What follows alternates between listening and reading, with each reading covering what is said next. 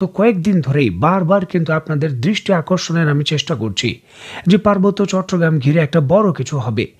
ভারত যখনই ওই পার্বত্য চট্টগ্রামের উল্টো দিকে তাদের 7 সিস্টারে ৩৫,০০০ সেনা সদস্য, পিনাকা মিসাইল এবং M777 হাউজার মোতায়েন করেছিল।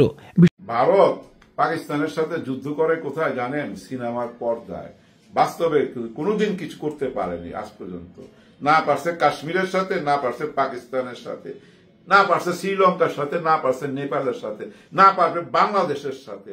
ওই ঋতিক রোশন পাকিস্তানের ঢুইকা বাম বাম বাম বাম বোমা মাইরা চলে আসে, আর একটা দেশত্ববোধক গান লাগাই দিবেন, দেখবেন যে একেবারে ঠিক এই শব্দটা বাংলাদেশের হিন্দুদের ওপরে তথাকথিত অত্যাচার নিয়ে ভারত ব্যবহার করতে চায়, কিন্তু সিস্টেম্যাটিকলি তারা গতকাল অনেক কাজ করেছে রাদার বাংলাদেশের বিভিন্ন জায়গায় এক ধরনের উস্কানি দেওয়ার জন্য। বাংলাদেশ ভারত গোপনে কোনো প্রস্তুতি চলছে কিনা হামলার, কারণ আমরা জানি না আসলে ভিতরে ভিতরে কি হচ্ছে। ভারত কি গোপনে কোনো হামলার পরিকল্পনা করতেছে, নাকি বাংলাদেশ গোপনে কোনো হামলার পরিকল্পনা করতেছে ভারতের ভিতরে? কারণ উত্তেজনা এতটাই বেড়ে গিয়েছে। দর্শক, এই বিষয় নিয়ে আমরা দুইটা আলোচনা ভিডিও দেখবো। ভিডিওগুলো দেখলে বুঝতে পারবো যে আসলেও সামনে বড় ধরনের কোনো হামলার আশঙ্কা আছে কিনা।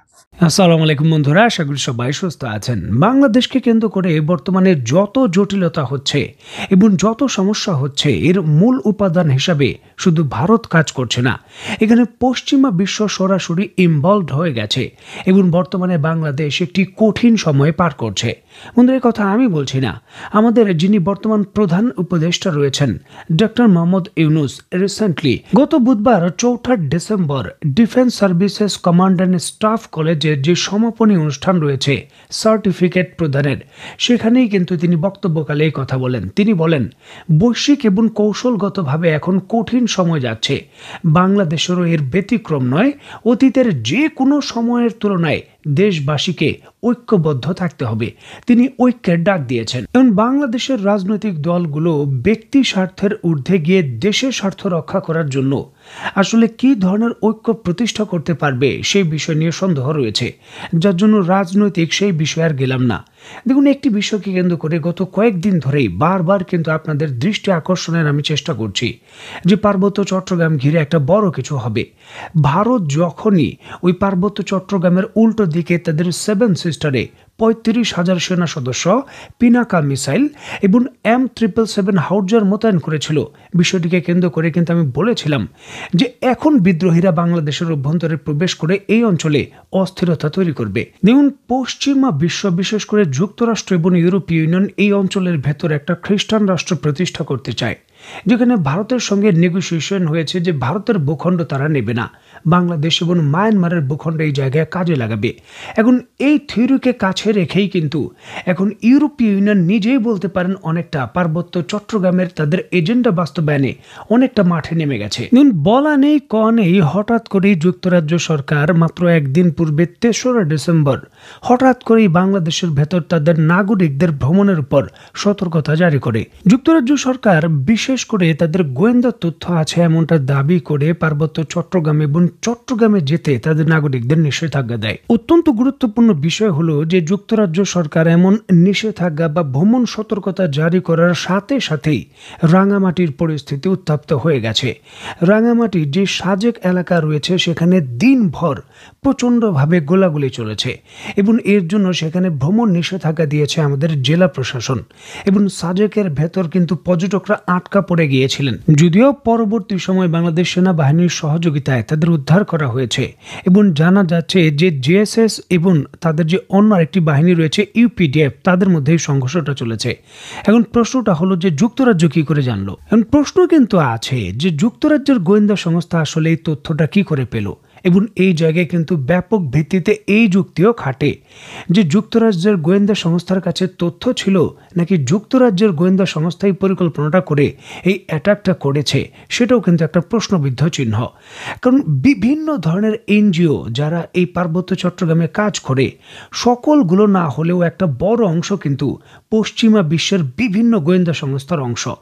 তারা তাদের বিভিন্ন এজেন্ডা এখানে আজকে থেকে নয় 30-35 বছর ধরে তারা বাস্তবায়ন করছে। বাংলাদেশের কোনো সরকারই কিন্তু তাদের একেবারে গোড়া থেকে উত্তোলন করে নিক্ষেপ করতে পারেনি। আর এখন তো বিষয়টা আরো জটিল, কারণ এখন এই এনজিও সরকারই কিন্তু ক্ষমতায় এবং তারা এনজিওকে বাহাবা দিচ্ছে এবং ওই অঞ্চলের ভেতর এনজিওরা কিন্তু আরো শক্তিশালী হয়ে গেছে। দেখুন, বাংলাদেশের গোয়েন্দা সংস্থাও কিন্তু তথ্য দিচ্ছে যে সীমান্ত এলাকায় বড় ধরনের সন্ত্রাসী হামলা হবে, সীমান্ত দিয়ে বড় ধরনের সন্ত্রাসী হামলা করা হবে। দেখুন, যেমনটা আমি বলেছি, হয়তো তারা পরিষ্কারভাবে এই জিনিসটা বলেনি, ভারত সরকার সার্জিক্যাল স্ট্রাইক পরিচালনার পরিকল্পনা করছে আমাদের সীমান্ত এলাকায়, বিশেষ করে পার্বত্য চট্টগ্রাম এবং এর আশেপাশে, যেটাকে গোয়েন্দা সংস্থা বড় ধরনের সন্ত্রাসী হামলা হিসাবে কিন্তু আশঙ্কা করেছে। যার জন্য বর্তমানে সীমান্ত এলাকায় আমাদের বর্ডার গার্ড বিজিবি সর্বোচ্চ সতর্ক অবস্থায় রয়েছে। যে কোনো মুহূর্তে শুধু সীমান্ত এলাকায় নয়, বাংলাদেশের অভ্যন্তরেও বড় ধরনের সন্ত্রাসী হামলা হতে পারে। এর রিপোর্ট কিন্তু দিয়েছে বাংলাদেশের গোয়েন্দা সংস্থা। বাংলাদেশে অবস্থিত যে ভারতের দূতাবাস রয়েছে তার নিরাপত্তা জোরদার করা হয়েছে, কারণ রিপোর্ট রয়েছে যে এই দূতাবাস কেন্দ্রিকই কিন্তু বড় ধরনের কোনো ঘটনা ঘটানো হতে পারে, যার পুরো দায় দায়িত্ব কিন্তু আসবে বাংলাদেশের উপর। আর এই ইস্যুটি কিন্তু ভারতকে একটা লজিস্টিক ভাবে যোগ্য একটা কারণও কিন্তু হাতে দেবে বাংলাদেশের বিরুদ্ধে যে কোনো অ্যাকশন নেওয়ার জন্য। আর এই জন্যই কিন্তু ভারতের দূতাবাসের নিরাপত্তা ব্যবস্থা জোরদার করা হয়েছে। দেখুন, এমন একটি পরিস্থিতিতে যারাই রয়েছেন, যারা বাংলাদেশের দেশপ্রেম মনে রাখেন, তাদের সবার কাছে একটা অনুরোধ করি, দয়া করে এখন মাথা ঠান্ডা করে কাজ করতে হবে। কোনোভাবেই ভারতের দূতাবাসের মুখে কোনো ধরনের আন্দোলনের ডাক দেওয়া যাবে না। ভারতের দূতাবাস ঘেরাও করা এই ধরনের কোনো পরিকল্পনাও নেওয়া যাবে না, কারণ এই দূতাবাসগুলো আন্তর্জাতিক আইন বা জেনেভা কনভেনশন অনুযায়ী তাদের নিরাপত্তা নিশ্চিত করা আমাদের দায় দায়িত্ব। তাদের কোনো যদি ক্ষতি হয় বা তারা নিজেরাই কোনো ধরনের হামলা করলো গোয়েন্দা দিয়ে, আমাদের উপর কিন্তু চাপিয়ে দেবে, যেটা বৈশ্বিকভাবে আমাদের আরেকটু কিন্তু পেছনের দিকে ঠেলে দেবে এবং কোণঠাসা করবে। সুতরাং এখন ভারতের এম্বাসি কেন্দ্রিক কোনো আন্দোলনের ডাক দেওয়া যাবে না। দেখুন, আমরা বর্তমানে অত্যন্ত ক্রিটিক্যাল একটা সময়ের মধ্যে দিয়ে যাচ্ছি। বৈশ্বিক যে পরিস্থিতি তৈরি হয়েছে, এখন পরাশক্তি দেশগুলো বিভিন্ন দেশের ছোট ছোট দেশের জায়গা দখল করতে চায়। মানে বাংলাদেশ স্বাধীন হওয়ার পর একটা কঠিন সময় কিন্তু বর্তমানে আমরা রয়েছি।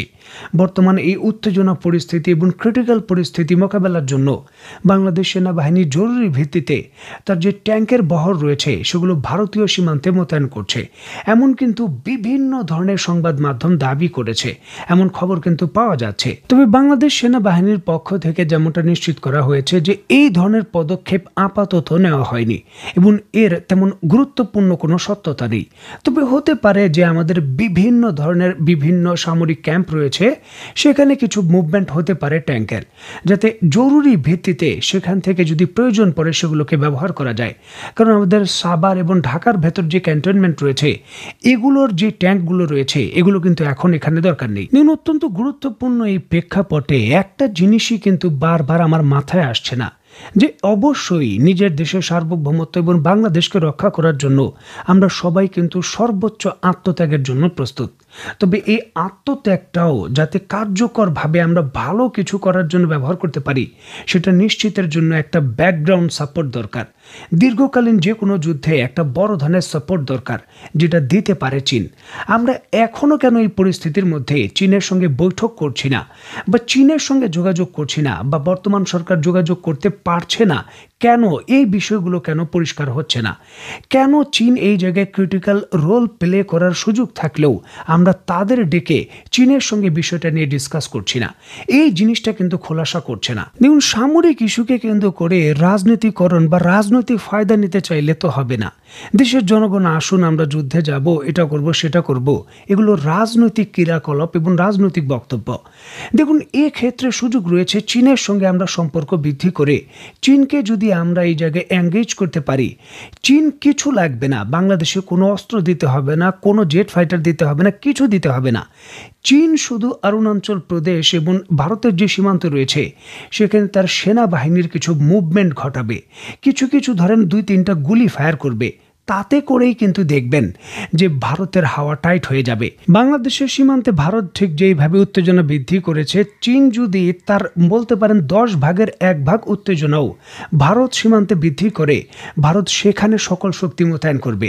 বাংলাদেশের সঙ্গে তখন ভারত নিজের ইচ্ছে আপোষ করতে চাইবে। সুতরাং চীনের একটা ছোট্ট পদক্ষেপে সকল কিছুর সমাধান হয়ে যেতে পারে। এখন আমাদের এনজিও সরকার কেন চীনের কাছে যাচ্ছে না, সেটা তো আমাদের কারোরই আর না বোঝার বাকি নেই। কারণ উপদেষ্টার কার্যক্রম শেষ হলে তাদের সবাইকেই নিজ নিজ জায়গায় সেই এনজিওই কিন্তু চালাতে হবে। আর এনজিও গুলো চালাতে হলে যুক্তরাষ্ট্র এবং পশ্চিমা বিশ্বের মন রক্ষা করতে হবে। আর এই জন্যই কিন্তু তারা চীনের কাছে হয়তো যাচ্ছেন না। এখন এই জিনিসটা ব্যক্তি স্বার্থের জন্য হতে পারে, ঠিক আছে, তবে রাষ্ট্র স্বার্থের জন্য কিন্তু ভালো কিছু নয়। কারণ চীন ভারতকে কাউন্টার করার জন্য আমাদের একমাত্র প্রধান শক্তি। তো বন্ধুরা, গুরুত্বপূর্ণ ইস্যুটিকে কেন্দ্র করে আপনি ব্যক্তিগতভাবে কি মনে করছেন? তো ভারতের নানা জায়গায় বাংলাদেশ বিরোধী নানা কর্মকাণ্ড ঘটেছে গতকাল। আমরা নিশ্চয়ই মন দিয়ে খেয়াল করেছি, কারণ এই মুহূর্তে ভারত বাংলাদেশের উপরে কি ধরনের চাপ তৈরি করতে চাইছে, কেন করতে চাইছে, আমাদের কি করা উচিত, এরকম নানা আলোচনায় আমরা যৌক্তিক কারণেই ব্যস্ত আছি। সবচেয়ে উল্লেখযোগ্য ঘটনাটি ছিল নিশ্চয়ই আগরতলা, ত্রিপুরার রাজধানীতে আমাদের সহকারী যে হাই কমিশন, তাতে ভারতের ওরা খুব উগ্রবাদী, আতঙ্কবাদী বলে, হিন্দু উগ্রবাদী এবং আতঙ্কবাদীদের হামলা, ভাঙচুর হয়েছে, পতাকা পুড়িয়ে ফেলা হয়েছে এবং আমাদের সভরেন জায়গা, একটা হাইকমিশন বা দূতাবাস এরকমই জায়গা, সেই হামলা হয়েছে। সেটা নিয়ে কথা বলেছি ইনস্ট্যান্টলি। এছাড়াও আরও বেশ কয়েকটা ঘটনা হয়েছে, আমরা একত্র করে একটু কথা বলতে চাই। শুধু সেখানেই না, একটা সিনক্রোনাইজড অ্যান্ড সিস্টেম্যাটিক, এই শব্দটা বাংলাদেশের হিন্দুদের ওপরে তথাকথিত অত্যাচার নিয়ে ভারত ব্যবহার করতে চায়, কিন্তু সিস্টেম্যাটিকলি তারা গতকাল অনেক কাজ করেছে রাদার বাংলাদেশের বিভিন্ন জায়গায় এক ধরনের উস্কানি দেওয়ার জন্য। মুম্বাইয়ে বাংলাদেশের উপকমিশনের সামনে বিশ্ব হিন্দু পরিষদের বিক্ষোভ, এখানে তারা অতটা কাছে যেতে পারেনি, ভাঙচুর করতে পারেনি। এছাড়াও ফেনীর বিলোনিয়া সীমান্তে ভারতীয়দের বাংলাদেশ বিরোধী বিক্ষোভ, বিজিবির প্রতিবাদ, সীমান্তের কাছে বেশ কিছু লোকজন একত্র হয়ে তারা উচ্চস্বরে মাইকে আমাদের গালাগাল করে, প্রধান উপদেষ্টা, সরকার, দেশ সবাইকে। খুব বেশি মানুষ একত্র হয়েছে তা না, কিন্তু সেখানে এসেও তারা করেছে এবং আমাদের বিজিবি ওদের বিএসএফ এর কাছে এটা নিয়ে প্রতিবাদ জানিয়েছে। নিশ্চয়ই এটাই হওয়ার কথা। এটা শেখ হাসিনার বাংলাদেশ না, একেবারে কৃতদাস কোনো মানসিকতা বাংলাদেশের কোনো সরকারের ভবিষ্যৎ আর থাকা চলবে না। বাংলাদেশে আলু পেঁয়াজ বন্ধ করে দেওয়া হবে, শুভেন্দু অধিকারী, মানে খুব বিষয় না, তিনি বলছেন। একটু যদি দেখি, আজকে সিনেমা ট্রেলার দেখিয়ে গেলাম, বাংলাদেশের হিন্দুদের ওপর অত্যাচার বন্ধ না হলে এবং চিন্ময় কৃষ্ণ দাস মুক্তি না পেলে 5 দিন স্থলবন্দর বন্ধ থাকবে। এরপর 2025 সালে লাগাতার বন্ধ করে দেওয়া হবে। আলু পেঁয়াজ কী করে যায় তা আমরা দেখব। এখানে তিনি এমন একটা দাবি জানিয়েছেন যেটা সারপ্রাইজিংলি অনেকের কাছে রেজোনেট করেছে মমতা ব্যানার্জির কাছে। ওটাই সবচেয়ে বেশি আলোচনার বিষয় ছিল। আমি সেই বিষয়ে আসব, যেটা তিনিও বলেছেন। তারপর তিনি অন্যান্য কথাবার্তা তার চলছে এবং কোনো একটা জায়গায় যেন বলছেন যে কলকাতায় যত আবর্জনা হয় সেটা দিলে বাংলাদেশ নাকি ভেসে যাবে। মানে বাংলাদেশে, মানে কলকাতায় এত আবর্জনা তৈরি হয় কেন আমরা জানি না। যাই হোক, ভারতের করিমগঞ্জে বিক্ষোভকারীদের বাধায় জকিগঞ্জ দিয়ে পণ্য আসা বন্ধ। খেয়াল করি আমরা, বাংলাদেশের সাথে বিভিন্ন বর্ডারে জিনিসগুলো আটকে দেওয়ার কথাবার্তা হচ্ছিল এবং সেই ধরনের পরিস্থিতি তৈরি হয়েছে। ভারতের শ্রীভূমির সীমান্তে সনাতনী ঐক্যমঞ্চ নামের একটি সংগঠনের বাধার মুখে বাংলাদেশের ব্যবসায়ীরা আমদানি করা পণ্য দেশে নিয়ে আসতে পারছেন না। আজ সোমবার সকালে কিছু কমলা সিলেটের জকিগঞ্জ রেল স্টেশন দিয়ে বাংলাদেশে এলেও পরে আন্দোলনকারী সংগঠনটির বাধার মুখে আর কোনো পণ্য আসেনি। এখানে কিছু লোকজন একত্র হয়ে এমনকি বাংলাদেশে ঢোকার চেষ্টা করেছে। এই ধরনের আলোচনা আমরা বিভিন্ন জায়গায় দেখেছি। সবচেয়ে গুরুত্বপূর্ণ যে উক্তিটি সেটা হচ্ছে, আমরা জানি, সেটা হলো মমতা ব্যানার্জি যা বলেছেন সেটা।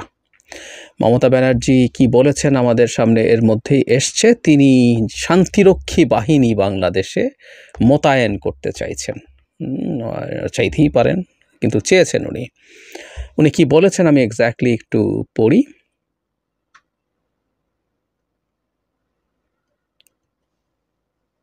উনি ওনাদের পার্লামেন্টের রীতিমতো বিধানসভায় কথা বলেছেন। এখানে অনেক আলোচনা চলছে, সেটা হলো উনি কেন বলেছেন, কি বলেছেন এবং এটা কতটা প্রেডিক্টেবল, এই ধরনের কথাবার্তা বলছেন। কিন্তু আগে উনি কি বলেছেন সেটা একটু শুনতে চাই। পশ্চিমবঙ্গের মুখ্যমন্ত্রী মমতা বন্দ্যোপাধ্যায় বাংলাদেশের সংখ্যালঘুদের উপর নির্যাতনের প্রসঙ্গে কড়া অবস্থান নিয়েছেন। সোমবার পশ্চিমবঙ্গ বিধানসভায় তিনি বলেছেন, আমাদের প্রস্তাব কেন্দ্র রাষ্ট্রপুঞ্জের কাছে বাংলাদেশের শান্তি সেনা পাঠানোর আর্জি জানাক। এ বিষয়ে লিখিত প্রস্তাবও তিনি কেন্দ্র সরকারকে দেবেন বলে জানিয়েছেন। অনেক কথাবার্তা বলছেন। তিনি বলছেন, গত 10 দিন ধরে দেখছি কেন্দ্রীয় সরকার চুপ করে আছে, তার দল রোজ মিছিল করছে, সীমান্ত বন্ধ করে দেওয়ার হুমকি দিচ্ছে, বলেছে সে খাবার দেবে না, এটা আমাদের এখতিয়ারের মধ্যে পড়ে না। আমরা চাই প্রধানমন্ত্রী বা পররাষ্ট্রমন্ত্রী কথা বলুন, দুই দেশ কথা বলুক, কিছু না হলে কেন্দ্র ভারতীয়দের ফেরাক, আমরা খাবার জোগাতে পারবো। আরও কিছু কথাবার্তা বলেছেন। এটা ইম্পর্টেন্ট না, যেটা জরুরি কথা সেটা হলো তিনি বাংলাদেশে শান্তিরক্ষী বাহিনীর আওয়াজ তুলেছেন। এই ব্যাপারটা নিয়েই কথা বলবো বেশি। এর মধ্যে একটা জিনিস একটু যোগ করে রাখা দরকার, সেটা হলো বাংলাদেশ খুব কঠোর স্টেটমেন্ট দিয়েছে ইয়ে নিয়ে, আমাদের আগরতলায় যে ঘটনা ঘটেছে সেটা নিয়ে, এবং এটাকে পূর্ব পরিকল্পিত বলছেন। ইট ওয়াজ এ ভেরি টাফ স্টেটমেন্ট। আমি এই স্টেটমেন্টটাকে যথেষ্ট সঠিক বলে মনে করি এবং এটাকে পরিকল্পিত না বলার কোনো কারণ নেই। খুবই স্ট্রংলি কন্ডেম করেছেন এবং পূর্ব পরিকল্পিত বলা হয়েছে। কারণ কলকাতার ডেপুটি হাই কমিশনে ঘটনা ঘটার পরও আবার এখানে হলো এবং যথেষ্ট প্রস্তুতি ছিল না, পুলিশ অ্যাকশনে যায়নি, এই সব কথাবার্তা ওখানে বলা আছে। সুতরাং বাংলাদেশের যে অসাধারণ ব্যাপারটা আমরা দীর্ঘদিন থেকে দেখছিলাম, সেই জিনিসটা আবারও দেখা গেল। এটা চমৎকার ব্যাপার। যাই হোক, আসি মমতা ব্যানার্জির কথায়। তিনি কেন বলেছেন বা ভারতের চারপাশে যা হচ্ছে এটার ভবিষ্যৎ আমরা কি দেখব সেটা নিয়ে কথা বলি। মানে মমতা ব্যানার্জি যখন এটা বলছেন, আমি বলছিলাম যে শুভেন্দু যিনি আছেন বিজেপির প্রেসিডেন্ট পশ্চিমবঙ্গের, শুভেন্দুও মমতার এই কথাটাকেই আবার উল্লেখ করছেন। তিনিও চান এখানে জাতিসংঘের শান্তিরক্ষী আসুক। মানে আমরা তাহলে বরং এটা বলাই ভালো যে ভারত এত বড় দেশ, এত পাওয়ারফুল, এত বড় সুপার পাওয়ার, সো তারাই বাংলাদেশের সৈন্য পাঠাক, তাদের সৈন্য এসে আমাদেরকে একটু সাইজ টাইজ করে দিয়ে যাক। মানে মোদির খাতির আছে, মোদি যে ধরনের সরকার প্রধান, সেই পুতিন তো ইউক্রেনের সৈন্য পাঠিয়েছে, তো ভারত একটু পাঠাক, আমরা একটু দেখি। জাতিসংঘে ডাকতে হবে কেন? আর জাতিসংঘ যদি ডাকতে হয়, রাদার ভারতে জাতিসংঘের সৈন্য মোতায়েন হওয়া দরকার। মণিপুরে কি অসভ্যতা, বর্বরতা হচ্ছে দিনের পর দিন, মাসের পর মাস, সেখানে জাতিসংঘের বাহিনী মোতায়েন হওয়া দরকার। কাশ্মীরে তো দশকের পর দশক ধরে চলছে, সেখানে বাহিনী মোতায়েন হওয়া দরকার। ইভেন উত্তরপ্রদেশে মুসলমানদের উপরে যা হচ্ছে, আরও বহু জায়গায় অনেক বেশি হয়েছে উত্তরপ্রদেশে, সেখানে হওয়া দরকার। জাতিসংঘের বাহিনী যদি সত্যিকারে যেতে হয়, আমি দেখলাম ফেসবুকে কেউ আবার এটা নিয়ে ফান করে বলছেন, ওখানে সৈন্য যদি মোতায়েন হয়, যেহেতু আমরা জাতিসংঘে অনেক বেশি সৈন্য পাঠাই, আমরাও ওখানে একটু বেশি সৈন্য দিতে প্রস্তুত আছি। জোকস অ্যাপার্ট, ভারতের রাজনীতির অভ্যন্তরীণ রাজনীতির প্রেক্ষাপটটা বিজেপি ওই জায়গায় নিয়ে গেছে এবং তাদের মিডিয়াকে দিয়ে তারা এমন প্রোপাগ্যান্ডা তৈরি করেছে যে সাধারণ মানুষের মধ্যে বাংলাদেশকে নিয়ে মারাত্মক মিথ্যে পারসেপশন তৈরি হয়েছে। এখানে হিন্দুরা টিকে থাকতে পারছে না, তাদের জীবন শেষ হয়ে গেছে, তাদের সম্পদের উপর হামলা হচ্ছে, মেয়েরা রেপড হচ্ছেন, নানা রকম ন্যারেটিভ ছড়িয়ে পড়েছে। ফলে যেটা ঘটে, এটাই অনিবার্য ছিল হয়তো। গতকাল সকালে আমি যে ভিডিওটা দিয়েছি সেখানে আমি এই কথাটা খুব স্পষ্টভাবে বলেছি, এই ধরনের হিন্দুত্ববাদী আইডেন্টিটি পলিটিক্সকে যখন বিজেপি মারাত্মকভাবে ব্যবহার করতে শুরু করবে, অন্যান্য দলগুলোর জন্য তখন একটা প্রশ্ন তৈরি হবে, সামনে একটা অপশন নিতে হবে তাকে, যে আমি কি এর গায়ে মানে জোয়ারে গা ভাসাবো নাকি আমি অন্য কিছু করব। দুঃখজনকভাবে মমতা ব্যানার্জি ওই জোয়ারেই গা ভাসালেন। উনি যেহেতু পশ্চিমবঙ্গের শুভেন্দু মারাত্মক অ্যান্টি বাংলাদেশ রাজনীতি করছেন, উনি হয়তো হাওয়া বুঝতে পারছেন। মমতার কথা বলছি যে অবস্থান না নিলে তার রাজনীতি খুব টিকে থাকবে না, কিন্তু অত্যন্ত বিভৎস ভয়ঙ্কর একটা কথা বলেছেন। অভ্যন্তরীণ রাজনীতির জন্য হলেও এরকম কথা কেউ বলতে পারে না। রাইটলি আমাদের সবাই সব দিক থেকে কন্ডেম করেছে এবং এসব ফালতু কথা যত বেশি বলা হবে, অনেকেই বলছেন, আমিও সঠিক মনে করি, এটা আমাদের মধ্যকার ঐক্য, আমাদের কিছু ঐক্যের মধ্যে চিড় দেখা যাচ্ছিল এবং চিড়টা ওয়াইডেন্ড হচ্ছিল, সেই জায়গায় এসে এটা আবার নতুন করে ভালো পর্যায়ে যাবে। আমাদের ইন্টিগ্রিটি, আমাদের সলিডারিটি, এগুলো আরও বাড়বে, এটা অনেকেই বলছেন। কিন্তু একটা জিনিস সতর্কতা দরকার, ভারত তার সর্বোচ্চ চেষ্টা করে যাবে, উপায় নেই ভারতের, বিশেষ করে ভারতের ক্ষমতাসীন বিজেপি সরকারের।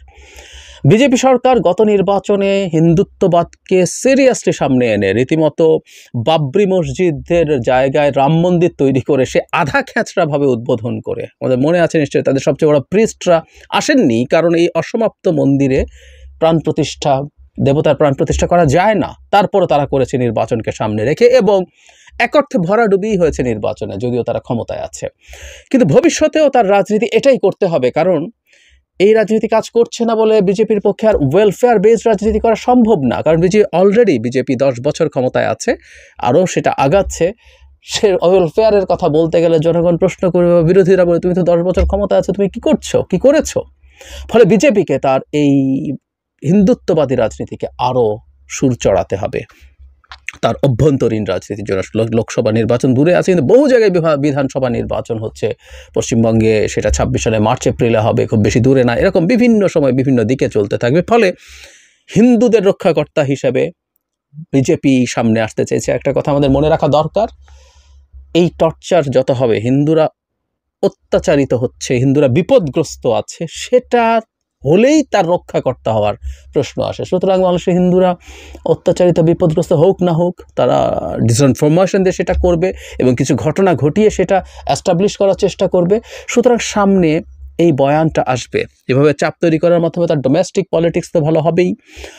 সে ডক্টর ইউনূস সরকারের উপরে চাপ তৈরি করে যদি তার পতন ঘটিয়ে দিতে পারে, তাহলে তার পরাজিত হয়েছেন যার হাতে, সেই সরকারের পতন তাকে শান্তি দেবে। শেখ হাসিনা ফিরে আসছে না, অন্য কেউ, অন্য কিছু হলো, সেটাও তাকে প্রাথমিক একটা তৃপ্তি দেবে, তার একটা সাফল্য হিসাবে দেখা দেবে। আর সেটাও যদি না হয়, চাপের ফলে ডক্টর ইউনূস কাবু হয়ে যাবেন। এটা করে তারা বাংলাদেশের কাছ থেকে আরও কিছু লেভারেজ নিতে চাইবেন। আমরা খেয়াল করছি এই সরকার কিছুদিনের আগেই, 2 দিন আগেই সম্ভবত দেখেছি যে তাদের ফাইবার অপটিক কেবলের ট্রানজিট বাংলাদেশের উপর দিয়ে কেবলটা নিয়ে যেতে চেয়েছিল, বাংলাদেশ ডিনাই করেছে। সুতরাং চাপ দিয়ে যদি দুর্বল করে ফেলা যায়, তাহলে ডক্টর ইউনূস কমপ্লাই করবেন, অনেক কিছুতে রাজি হবেন, এটা ভাবছেন হয়তো তারা। সর্বোপরি তাদের ইগো, মানে একেবারে ব্যক্তির মতো, তুচ্ছ একজন মানুষের মতো ইগো দ্বারা ড্রিভেন হচ্ছে ভারত। এটা আমরা বহুদিন থেকে দেখছি। তার পতন, শেখ হাসিনার পতনের সাথে তারও পতন হয়েছে, তার ফরেন পলিসির পতন হয়েছে সে ইগোকে স্যাটিসফাই করার জন্য। সো এই সবগুলো কারণ যদি আমরা একত্র করি, তাতে আমরা বুঝি এই ঘটনাগুলোর ইন্টেন্সিটি সামনে বাড়বে। তবে তার ঘটানো ঘটনাগুলো কিন্তু তার জন্য খুব সোজা না। এই যে ভারতের অভ্যন্তরে আমাদের একটা সহকারী হাই কমিশনে হামলা হয়েছে, যেটা একটা সার্বভৌমত্বে আঘাত করার মতো। এটা ভারত যে কতটা উগ্রবাদী দেশ, কতটা মৌলবাদী দেশ, কতটা আতঙ্কবাদী ওরা বলে, সে আতঙ্কবাদী তারা, এইটা বলার মতো অস্ত্র আমাদের সামনে চলে এসছে। এত মহাপরাক্রমশালী ভারত প্রিভিয়াসলি একটা ডেপুটি হাই কমিশনে ঝুঁকে তৈরি হওয়ার পরও এখানে নিরাপত্তা দিতে ব্যর্থ হয়েছে। ফলে ভারত হিসেবে, রাষ্ট্র হিসেবে ভারতের ক্যাপেবিলিটিকে এটা প্রশ্ন করে। আর যদি ভারত ইন্টেনশনালি করে থাকে, সেটাও ভয়ঙ্কর, মানে তার ইনক্যাপেবিলিটিও প্রবলেম্যাটিক, আর ইচ্ছে করে করেছে এটা আরও ভয়ঙ্কর। সো এরকম ঘটনা যত ভারতের ভেতরে ঘটবে, সেটা আমাদের হাতেও বেশ কিছু অস্ত্র তুলে দেবে। এই সময় আমাদের যেটা করতে হবে, সহ্য করতে হবে, ধৈর্য ধরতে হবে, একতাবদ্ধ থাকতে হবে। আমরা সবাই যেন একসাথে থাকি, একতাবদ্ধ থাকি, সরকারের পেছনে থাকি, সরকারকে সমর্থন করি। নিজেদের মধ্যে পাল্টাপাল্টি যেসব অভিযোগ, হুমকি শুরু হয়েছিল, পাল্টা ট্যাগিং, সেগুলো যাতে আপাতত অন্তত আমরা বন্ধ রেখে এই সময়টা লড়াই করার চেষ্টা করি। আমি আগের একটা ভিডিওতে বলেছিলাম, শান্ত থাকা। আমরা মিছিল করব, প্রতিবাদ করব, ফেসবুকে লিখব, আমাদের সলিডারিটি দেখাবো, কিন্তু জরুরি কথা হচ্ছে আমরা শান্ত থাকবো। আমরা পাল্টা কোনো আক্রমণাত্মক আচরণ, ভারতের কোনো স্থাপনা, ভারতের পতাকাকে পদদলিত করার মতো ঘটনা ঘটেছে, বা অনেকেই এটাকে আমরা ডিনাউন্স করেছি। এটা অন্যায় হয়েছে, এটা ভুল হয়েছে, আমরা এমন কিছু করব না। এবং অবশ্যই আমাদের হিন্দু ভাই বোনদের প্রতি কোনো রকম হুমকি তৈরি হয়, তাদের ব্যক্তিগত জীবনের ওপরে, তাদের প্রতিষ্ঠানের ওপরে, তাদের উপাসনালয়ের ওপরে কোথাও যেন কিছু না হয়। ভারত পাকিস্তানের সাথে যুদ্ধ করে কোথায় জানেন? সিনেমার পর্দায়। বাস্তবে কোনোদিন কিছু করতে পারেনি আজ পর্যন্ত। না পারছে কাশ্মীরের সাথে, না পারছে পাকিস্তানের সাথে, না পারছে শ্রীলঙ্কার সাথে, না পারছে নেপালের সাথে, না পারবে বাংলাদেশের সাথে। ওই ঋতিক রোশন পাকিস্তানে ঢুইকা বাম বাম বাম বাম বোমা মাইরা চইলা আসে, আর একটা দেশত্ববোধক গান লাগাই দিবেন, দেখবেন যে একেবারে আপনার দেশ জয় করে ফেলাইছেন। ওই সিনেমার পর্দায় বাস্তবে এই পুরো দক্ষিণ এশিয়া আপনার হলেন এক ঘোড়া, কেউ আপনাদের পাশে নাই। আমরা ছিলাম, এখন থেকে আমরাও থাকবো না। আসসালামু আলাইকুম। আপনাদের কি মনে হয়, দেশ ঠিক পথে যাচ্ছে না ভুল পথে যাচ্ছে? ভারতের লাফালাফি তো শুরু হয়ে গেছে, কিভাবে দেখতেছেন? আসেন একটু আলোচনা করি। আলোচনার আগে আল্লামা সাইদি হুজুরের একটা ছোট্ট গল্প বলি, ওনার ওয়াজে শুনছিলাম, তাহলে না আপনাদের বুঝতে সুবিধা হবে। এক সাপ এক সাধুর কাছে যে বলে যে আমাকে আপনার শিষ্য বানান। সাধু তখন বলে, তুমি তো সাপ, তোমাকে শিষ্য বানাইতে হইলে আমার একটা কঠিন পরীক্ষার মধ্যে দিয়ে যাইতে হবে। যে বলেন কি পরীক্ষা? বলে যে তুমি আগামী 7 দিন কাউকে দংশন করতে পারবা না। আমি মেনে নিলাম, আগামী 7 দিন আমি কাউকে দংশন করব না, ছোবল মারবো না। বলে সাপ বেরিয়ে যায়। কোথায় আর যাবে? ধান ক্ষেতের ভিতরে যায়, লম্বা হয়ে শুয়ে থাকে যে 7 দিন এখানেই ঘুমাবো, কাউকে যখন ছোবল দেওয়া যাবে না এখান থেকে সরবো না আমি। সে ওই সাধুর শিষ্য হইতে চায়। পরদিন সকালে কৃষক ধান কাটতে আসে, দুপুরবেলা খাওয়া দাওয়া করে, আবার বিকালে আসে ধান কাটতে। ধান কেটে যখন দড়ি খুঁজতে যায়, ধান বাঁধার জন্য দড়ি খুঁজে পায় না। দড়ি খুঁজতে খুঁজতে দেখে যে একটা জায়গায় একটা দড়ি পড়ে আছে, একটু চিকমিক করতেছে, আমার এই শার্টের মতো। যায় ওই সন্ধ্যার সময় দড়িটা নিয়ে আইনা ধানগুলা বাঁধে। আসলে ওইটা দড়ি ছিল না, সাপ ছিল। কিন্তু সাধু বাবা বলে দিছে কোনো ছোবল দেওয়া যাবে না, সে ছোবল মারে নাই। কৃষক ধান বাঁধতে যায়, যখন গিট্টু মারছে তখন এই সাপের ঘাটটা মস্কায়া যায়, আর মনে মনে বলে, সাধু বাবা যদি আমারে কোনো কসম না দিত, শর্ত না দিত, আজকে তুই বুঝতি আমি কে। কিন্তু কিচ্ছু বলে না। কৃষক ধানটা নিয়ে বাসায় যায়, রাখে, দড়িটা খুইলা রাইখা দেয়। সাপ ওই ভাঙা ঘাড় নিয়ে কাতরাইতে কাতরাইতে ওই সাধু বাবার দরবারে যায় হাজির। ও সাধু, তুমি কি বুদ্ধি দিলা আমারে? আমার তো ঘাড় মস্কায় গেছে তোমার কথা শুনতে যায়। আপনি থেকে তুমিতে চইলা গেছে। সাপের জাত তো রাত ফুসফুস করতেছে, ভিতরে প্রকাশ করতেছে না। তখন সাধু বলে, কি ঘটনা খুইলা বল। এরকম এরকম আমি শুয়ে আসছিলাম, আমারে দড়ি বানায় ধান বাঁধছে। আর ওরে বেকুব, তরে যখন দড়ি বানাইয়া গিট্টু মারতে গেছিল তখন তুই ফুস করে উঠলি না কেন? আমি তো তোকে ছোবল দিতে না করছি, দংশন করতে না করছি, ফুস করতে তো আর না করি নাই। তুই যদি ফুস করে উঠতি, দেখতি 3টা লাফ দিয়া দিল্লিতে গিয়া পৌঁছাইতো। কথা সত্যি, কথা সত্যি। দেখেন 5ই আগস্টে যখনই ফুস করে উঠছে ছাত্র জনতা, তখনই কিন্তু 3 লাফে দিল্লি চলে গেছে। আল্লামা সাইদি হুজুর, আল্লাহ আপনাকে বেশ নসিব করুন। আপনার প্রতিটি কথা সত্যি সত্যি সত্যি। এবার আসি, কেন আমাদের সম্পর্কটা বাংলাদেশের সাথে ভারতের এই অবনতি হওয়াতে খারাপ হইল না ভালো হইল? 100-এ 100 ভালো হইল। 57 বছর তো একসঙ্গে সংসার করলাম, দেখলাম তো প্রতিবেশী কোনোদিন বন্ধু হয় না। আমাদের নোয়াখালীতে একটা কথা বলে, আয়রেনি বন্ধুর মোর দিকে, বন্ধু রানে আর হোঁদের দিকে। কথাটার মানি বুঝছেন? আমি দেখি বন্ধুর মুখের দিকে, আহা বন্ধু আমার কেমন আছে, মুখটা শুকনা, হাসি আছে না দুঃখ, আমি দেখি বন্ধুর মুখের দিকে। আর বন্ধু ঘুইরা দেখে আমার হোঁদের দিকে, মানে পাছার দিকে। নিয়ত খারাপ। এমন বন্ধু থাকাচ্ছে না থাকাই ভালো। তাই আমাদের উপদেষ্টা সরকার একটা চাল দিছে আমার ধারণা, না হলে চিন্ময় কৃষ্ণ দাসকে ওই টাইমে অ্যারেস্ট করার কোনো কথাই না। এয়ারপোর্ট থেকে অ্যারেস্ট করার পর কি ঘটতে পারে এটা আমরা অনেকে না জানলো, ওনারা ঠিকই জানতেন যে এই অ্যারেস্টের কারণেই ভারতের মুখোশ খুইলা যাবে, এবং সত্যি সত্যি খুইলা গেছে। হায় হায় কি প্রভাকাণ্ডা, এত ন্যারো মাইন্ডের। আমার তো মাঝে মাঝে জানেন এত রাগ হয়, এত গালি দিতে ইচ্ছা করে। একটা চ্যানেলে দেখলাম কি জানেন, একটা ছেলের মাথায় ব্যান্ডেজ মন্ডেজ বাইন্দা নিয়ে আইছে, হাতে ব্যান্ডেজ বাঁধছে, ওরে জিজ্ঞাসা করতেছে, আবার জল খাওয়াইতেছে। ও নাকি বাংলাদেশে আসছিল, তাকে হিন্দু বইলা, ভারতের হিন্দু বইলা, শুধু হিন্দু না ভারতের হিন্দু বইলা তাকে ঢিল দিয়া মাথা ফাটাইছে, ব্যান্ডেজের উপর দিয়ে আবার রক্ত। আমরা সিনেমায় আগে দেখাইতাম, যখন ব্যান্ডেজ বানতাম দেখবেন হিরোদের মাথায় রাজ্জাক ভাই বেশি পাইবেন, এখানে একটু রক্ত লাগাই দিতাম। অরিজিনালি যদি আপনি মেডিকেলে যায় ব্যান্ডেজ করেন কোনো রক্ত ভাইসা উঠবে না, কিন্তু সিনেমার জন্য আমরা দিতাম। এই শালাও তা করছে, একেবারে চুতিয়া একটা মানুষ। এই ভারতের মিডিয়া গুলা সবগুলো চুতিয়া। ওই ব্যান্ডেজ বাংলায় ওরা এসে বলতেছে ও নাকি বাংলাদেশে আইছিল, ওরে ইট পাটকেল মারছে। কত বড় অসভ্য, বর্বর। আসলে কিন্তু ভারত কিন্তু খুব বর্বর। এতদিন আমরা বুঝি নাই, 53 বছর লাগছে আমাদের বুঝতে। 4 মাসে খুলে দিছে উপদেষ্টা সরকার তাদের মুখোশ। সত্যি জানি ওরা ফাঁদে পড়ছে, কিন্তু ভারতের ফাঁদে ফেলা হয়েছে। দেখেন এই যে আমরা এখন যেভাবে সবাই ভারতের বিরুদ্ধে কথা বলতেছি, এই চিন্ময় কৃষ্ণ দাসের অ্যারেস্টের একদিন আগেও কিন্তু আমরা ভারতের এতটা বিরুদ্ধে ছিলাম না।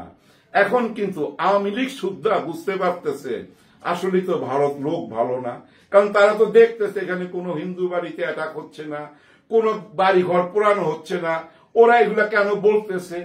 সবাই তো ভাই আর আওয়ামী লীগের ফায়দা লুটে নাই, অনেক আছে সাদা মনে পৈতৃক সূত্রে পাওয়া আওয়ামী লীগ করে তারা। হ্যাঁ, এই জন্যই ওই যে আমি মাঝে মাঝে বলি যে কাউকে নিষিদ্ধ করা যাবে না, ছাত্রলীগকে নিষিদ্ধ করাতে দেখেন না বিভিন্ন রূপে প্রকাশ পাইতেছে। কাউকে নিষিদ্ধ করলেই না আন্ডারগ্রাউন্ডে চলে যায়। আন্ডারগ্রাউন্ডে যাওয়া মানে কি জানেন? টাকা পয়সা, আর্মস, অরাজকতা, রাহাজানি, ফুট কইরা বাইরেব, রাহাজানি, অত্যাচার, জুলুম, কেওয়াজ লাগাইয়া আবার লুকাইয়া যাবে। লুকাইবার জন্য তো বর্ডার আছে, বর্ডারে এই পার আর এই পার, ওরা এগুলা করাবে কিন্তু আমাদের দেশে। কিন্তু না, মুখোশ খুইলা দিছে বর্তমান সরকার, একেবারে কারেক্ট কাজটা করছে। এখন কিন্তু দেখেন একই মঞ্চে সবাই চলে আসছে, পুরা বাংলাদেশের মানুষ বুঝা ফেলাইছে এখন আমাদের জাতীয় ঐক্য করতে আর কোনো প্রবলেম নাই। এর নামই মাস্টার মাইন্ড। কি খেলাটা খেলছে চিন্তা করেন। 53 বছর যে খেলাটা আমরা খেলতে পারি নাই, সেই গেমটা খেলছে ইউনূস সরকার। আরে ভাই তোরা বলস মানব অধিকারের কথা, আমরা নাকি এখানে মানব অধিকার লঙ্ঘন করতেছি। এই যে মমতা ব্যানার্জি বেকুব। আপনি জানেন একজন পণ্ডিতকে যদি আপনি 10টা মূর্খের সাথে বসায় রাখেন, এক মাস পর্যায়ে দেখবেন যে ওই পণ্ডিত মূর্খ হয়ে যাবে। এই মমতা ব্যানার্জি এরকম মূর্খ হয়ে গেছে, বলে শান্তি বাহিনী নাকি এখানে পাঠাইতে হবে। আরে বেকুব, শান্তি বাহিনী তোরা কইলে কি পাঠাবে? শান্তি বাহিনীর নিয়ম কানুন আছে, এই দেশ থেকে চাইতে হবে, তারপরে শান্তি বাহিনী আওয়াজ দিবে যে হ্যাঁ আমরা আছি। তোমরা কইলি আওয়াজ দিবে? কোনোদিনই না। আমাদের সরকার প্রধানকে ডক্টর মোহাম্মদ ইউনূস সরকার। ফাইজলামি মারাও, মানব অধিকারের কথা বলো। তোমরা কি মানব অধিকার কি জানো? ভাই ব্রাদার, এই যে মণিপুরিতে কুকু দুইটা মহিলা তো না, ইয়াং মেয়ে, দুইটা ইয়াং মেয়েকে দিনে দুপুরে জানেন উলঙ্গ কইরা রাস্তা দিয়ে হাঁটাইছে, সবাই ভিডিও করছে। ওর মধ্যে একটা মেয়ে না হলে 20 বার রেপ হয়েছে। এই অমানুষরা এই কাজটা করছে। 500-এর উপরে লোক পাচ্ছে, নেটওয়ার্ক বন্ধ কইরা, ওয়াইফাই বন্ধ কইরা, যে আমাদের দেশে পলক যেটা করছিল ওই একই কাজ করছে এরা। এই কয়েকদিন আগে 2024-এর ঘটনা। আবার দেখেন ওই যে আজমির শরীফ, ওইখানে নাকি শিব মন্দির আছে, শিব মন্দির আছে ওইখানে। 200 বছর আগে, 300 বছর পুরনো এই আজমির শরীফ, ওইখানে নাকি শিব মন্দির আছে। কয়েকদিন আগে হায়দ্রাবাদে একটা মসজিদ দেখায় বলতেছে ওইখানে নাকি একটা মন্দির ছিল 100 বছর আগে। এটা নিয়ে জানেন 4 জন মুসলমানকে ওরা হত্যা করছে, ইট পাটকিল ধারালো অস্ত্র দ্বারা 4 জন মুসলমানকে। এই কিছুদিন আগে বলছিল যে তাজমহলের নিচে নাকি মন্দির আছে। এই হলো এদের রাজনীতি। ভিডিওটা শেষ করার আগে একটি ছোট্ট গল্প বলবো। এই গল্পের মধ্যে অনেক কিছু বোঝার আছে। এক বনে 4টা গরু ছিল আর একটা সিংহ ছিল।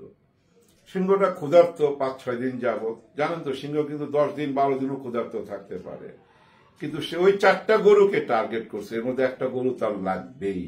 কিন্তু যখনই আক্রমণ করে এই 4টা গরু 4 দিক থেকে সিংহকে আক্রমণ করে, সিংহ কোনো সুবিধা করতে পারে না।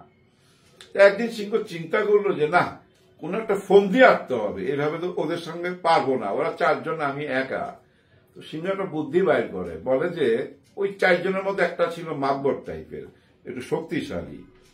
ওই গরুরে বলে, জানো তোমরা রাত্রে কোথাও ঘুমাও আমি জানি। কিভাবে জানো? যে আমি তোমাদের দেখতে পাই, তোমরা যেখানেই যাও রাত্রের বেলা ঘুমাও আমি দেখতে পাই। কিভাবে দেখতে পাও সেটাই বলো, আমরা তো লুকাইয়া থাকি। তো তোমাদের মধ্যে একটা গরু আছে না সাদা? হ্যাঁ আছে। ওই 4টার মধ্যে একটা গরু সাদা, কোনটা আমি রাইতে দেখতে পাই, যার জন্য আমি তোমাদের টার্গেট করতে পারি। ওই সাদা গরুটা আমি খাবই। এই কথা শোনার পর বাকি কালো 3টা গরু মিটিং এ বসা যায় যে আরে বাপরে বাপ, আমরা তো নিশ্চিন্তে ঘুমাইতে পারলাম না, প্রত্যেক রাত্রেই ভয়ে ভয়ে থাকি যে কখন এই সিংহ আক্রমণ করে। এক কাজ করি না কেন, আমাদের দল থেকে এই সাদা গরুটারে বাইক করে দেই, কারণ ওর গায়ের রং সাদা থাকাতে রাত্রেবেলা ওই সিংহ বুঝা ফেলায় আমরা কোথায় আছি। যে কথা সেই কাজ, সাদা গরুটারে দল থেকে বাইক করে দেয়। সিংহ তো চান্স পায়, খাবাস কইরা ঘাটটা মটকায়া ধরে, খাইতে থাকে। 3 গরু চইলা যেতে যেতে পিছনে তাকায়া দেখে আর মনে মনে ভাবে দেখ আপদ বিদায় হয়েছে, ওর কারণে আমরা রিক্সে ছিলাম। 3 গরু নিশ্চিন্তে এবার রাত্রে শুয়ে রয়েছে। 10-12 দিন পর আবার সিংহের খিদা লাগছে, আবার ওই 3টারে খুঁজা বাইর করছে। এর মধ্যে যে দুর্বল একটা ছিল, 3টার মধ্যে একটা দুর্বল, ওইটারে অ্যাটাক করছে, কিন্তু পারে নাই কিছু করতে। বাকি 2 জন সামলায় নিছে। এখন মেইন প্রবলেম হয়ে গেছে কি জানেন? ওই একটারে যখন অ্যাটাক করে, আগে তো 4 জন ছিল, 4 দিক থেকে তাকে প্রতিরোধ করতে পারতো। এখন 2 দিক থেকে প্রতিরোধ করতে গেলে এদিক থেকে আর এদিক থেকে খালি থাকে, ওরা কাইর হয়ে যাচ্ছিল গরুগুলা। তখন সিংহ বুদ্ধি কইরা আবার চাল চালে যে দেখো তোমরা 2 জন কিন্তু বেশ শক্তিশালী, তোমাদের 2 জনের সাথে আমার কোনো বিরোধ নাই। আমার কিন্তু চাহিদা ওই যে তোমার এই দুর্বল গরুটা, এই দুর্বলের জন্য তোমরা বারবার আমার উপর কেন অ্যাটাক করো? কিচ্ছু করতে পারবা না, আমার পেটে খিদা, আজ হোক কাল হোক ওই দুর্বলটারে আমি খাবই। আর ওই দুর্বলটারে খাইতে গিয়া তোমাদের গায়েও কিন্তু আচর টাচর লাগতে পারে, তখন আমার কিছু বলতে পারবা না। বইলা চইলা যায়। এই 2 জনের মধ্যে এখন প্ল্যান হয় যে আর এই দুর্বলটারে সঙ্গে রাখে আমরা কেন রিক্সে আছি, এক কাজ করি ওরে দিয়ে দেই সিংহের, ওই দিয়ে নে, আমরা 2 জনে ভালো থাকতে চাই, কি বলো বন্ধু? হ্যাঁ দিয়ে দে। ওই দুর্বলটারে দিয়ে দিছে। দুর্বলটা অনেক চিল্লাচিল্লি করছে গরুটা, কিন্তু কোনো কাজ হয় নাই। সিংহ তার ঘাড় মটকায় খাইছে। আবার 5-6 দিন গেছে, আবার সিংহের যখন খিদা লাগছে আবার ওই 2টার পিছনে লাগছে। এখন গরু 2টা বলে কি ব্যাপার, তোমার না দুর্বলটা দিয়ে দিলাম, সাদাটা দিয়ে দিলাম, আবার পিছে কি চাও? না না না, আমার আবার খিদা লাগবে, আবার তো খাইতে হবে, আর 2-3 দিনের মধ্যে আমার আবার বেশি খিদা লাগবে, তারপরে তোমাদের 2 জনের একজনের আমি খামুই। বইলা 2 দিন পর একটার উপরে অ্যাটাক করে। বাকি যেটা ছিল, যেটা একটু পেটের চালাক, ওইটা কোনো মতো বুঝছেন বাঁচাইবার চেষ্টা করছে তার বন্ধুরে, পারে না। একটা টাইমে যখন দেখছে যে না পারুম না, তখন ভাগছে, বাস সেকেন্ডটারে মেরে দিল। আর রইল একটা। আবার 10-12 দিন পর সেই সিংহ ওই একটারে খুঁজে বাই করছে। মুখোমুখি দেখা, বলে আজকে তোকে দরকার, আমার পেটে খিদা। এটা শুই না ওই যেটা বেশি বুদ্ধি মাথায় রাখতো, কালো, বেশি গায়ে শক্তি, দৌড় দৌড় দৌড়, বাঘও পিছে পিছে দৌড়, ক্লান্ত হয়ে একটা খাদের মধ্যে পড়া যায়, বাঘও খাদের পাশে যায় বসে। তখন ওই বাঘটা বলে যে কি আর দৌড়াইবা? যে না, আমার গায়ে আর শক্তি নাই। চোখে পানি কেন? তখন ওই গরুটা কাঁদতে কাঁদতে বলে আমার চোখে পানি এই জন্য যে তুমি খুব চালাকি কইরা আমার জাতি ভাই সাদাটারে আগে খাইছো, তারপরে দুর্বলটারে খাইছো, তারপরে আমার কাছের বন্ধুটারে খাইছো, আমারে একা করছো, এখন আমারে খাইতে চাইতেছো। যে হ্যাঁ, এইভাবেই আমরা সিংহরা বাইচা থাকি।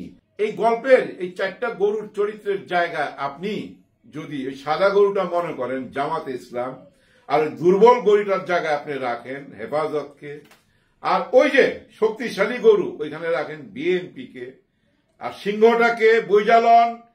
এইভাবে এই সিংহ আমাদের মধ্যে বুঝছেন ভেদাভেদ সৃষ্টি করছে।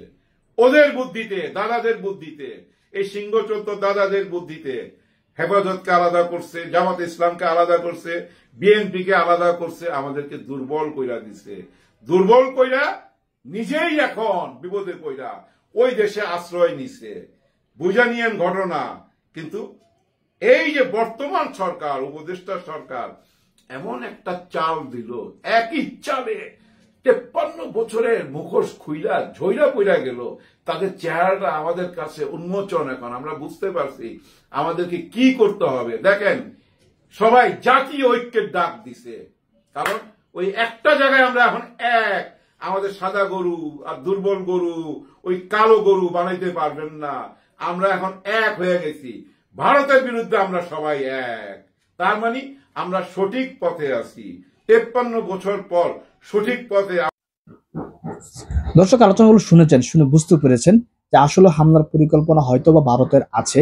আমরা যতটুকু জানতে পেরেছি, ভারত সীমান্তে সৈন্য রেখেছে, সীমান্তে গোলাবারুদ রেখেছে, অর্থাৎ তারা একটা হামলার পরিকল্পনা শুরু থেকে করেছে।